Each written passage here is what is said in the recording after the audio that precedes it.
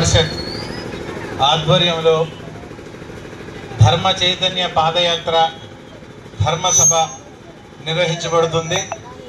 దీని ముఖ్య ఉద్దేశం ఒక 5 విషయాల మీద ఈ పాదయాత్ర మనం చేస్తున్నాం. ముఖ్యంగా ఒకటో విషయం, గోమాతను జాతీయ ప్రాణిగా ప్రకటించాలి. జై శ్రీరామ్. రెండవది, సంపూర్ణమైనటువంటి గోవధ నిషేధం చేయాలి. జై శ్రీరామ్.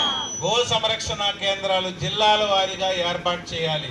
జై శ్రీరామ్. సనాతన హిందూ దేవాలయాలకు స్వయం ప్రతిపత్తి కలిగించాలి. జై శ్రీరామ్. విద్యార్థుల యొక్క పాఠ్యాంశాల్లో భారతీయ గ్రంథాలు, రామాయణ, భాగవత, భారత గ్రంథాల్లో పాఠ్యాంశాలు చేర్చాలి. జై శ్రీరామ్.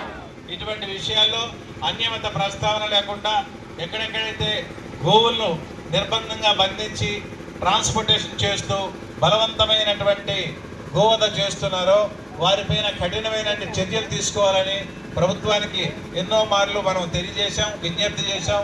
కానీ ఇప్పుడు తప్పనిసరి పరిస్థితుల్లో హైవేలో చూస్తుంటే ప్రతిరోజు కూడా వందలాది వేలాది గోవులు బలి అవుతున్నాయి. అసలు గోవులో, గోమాతలో 33 కోట్ల దేవతలు ఉన్నాయని చెప్పి సమస్త మన వేదంలో కానీ పురాణాల్లో కానీ తెలియజేశారు.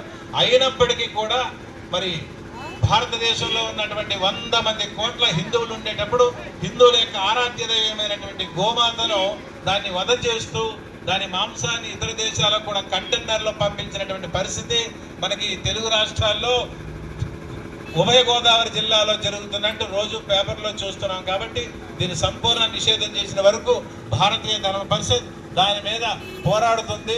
అవి ఎవరైతే ఇటువంటి చేస్తారో వారికి కఠినమైనటువంటి శిక్ష విధించే వరకు ప్రభుత్వానికి విజ్ఞప్తి చేస్తూ ప్రభుత్వానికి అనేక విధాలుగా మేము తెలియజేస్తాం, ఇకపై కూడా తెలియజేస్తాం. జై శ్రీరామ్.